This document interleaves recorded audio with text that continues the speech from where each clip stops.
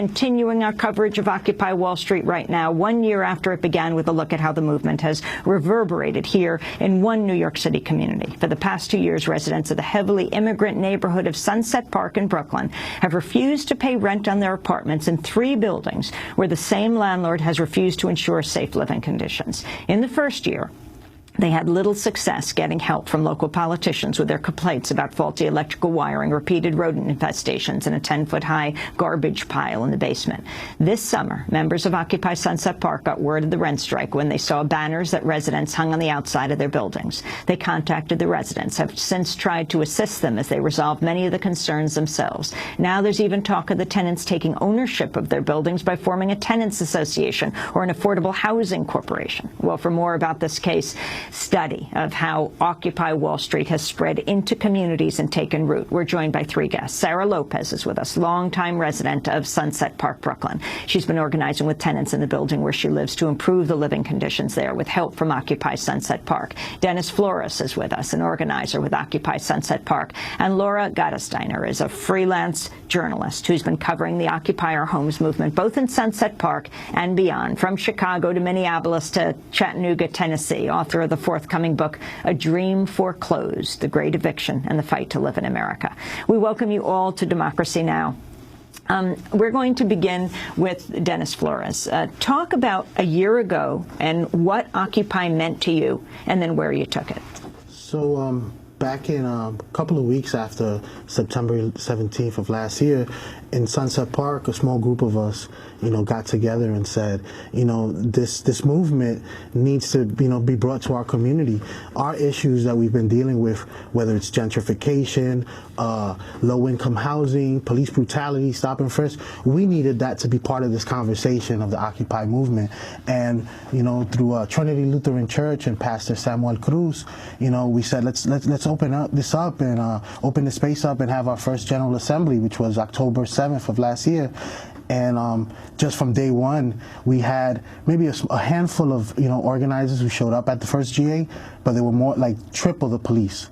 There was and this police. Was downtown Manhattan. This is in Sunset Park, Brooklyn, in Trinity Lutheran Church, our first General Assembly, and there was over like 15 cops and maybe 5, 6 organizers who came to the first GA.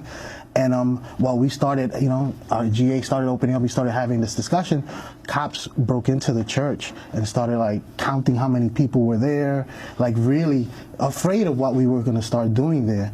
And that kind of like springboarded and got a lot of people upset, got the pastor upset, and it just allowed us to really Why did you go charge. From Zuccotti to Sunset Park? Well, I'm born and raised in Sunset Park, and me, amongst others, felt like, there are things that we're dealing with in our neighborhood that has to be a part of this conversation. Describe your neighborhood. Sunset Park is mostly a Latino Chinese immigrant community, working class people, and there's a lot of like police abuse, stop and frisk. There's a place where, people of color are repressed, and we're under attack, and it just needed to this 99% needed to include people of color, people who are really at the forefront of this struggle. Sara Lopez, what did it mean to you to have Occupy activists like Dennis come back home and work with you? What were you doing in your buildings? Well, I organized tenant association because we have this landlord when we no heat, no hot water, and the building is in foreclosure, and we, the housing is a human right. So we are fighting for that. We're going to continue fighting for that because we deserve to live a better condition. When Occupy Sunset Park knocking our building, because we knocked on so many elected people to help us, and we didn't get the help what we expect for them. When they knock on our door to answer what we need, they really help us. And your buildings are in foreclosure? Yes. And you have garbage in the basement? We have a pile of garbage in the basement. We suffer with the electrician garbage all over the building. We have infiltration of garbage in the building. And this has been going on for years? For years, yes. Laura Gottesdiener, can you put this in a national context? Yeah, I think what we're seeing more and more is people understanding that Wall Street is actually affecting them in their homes and in their communities.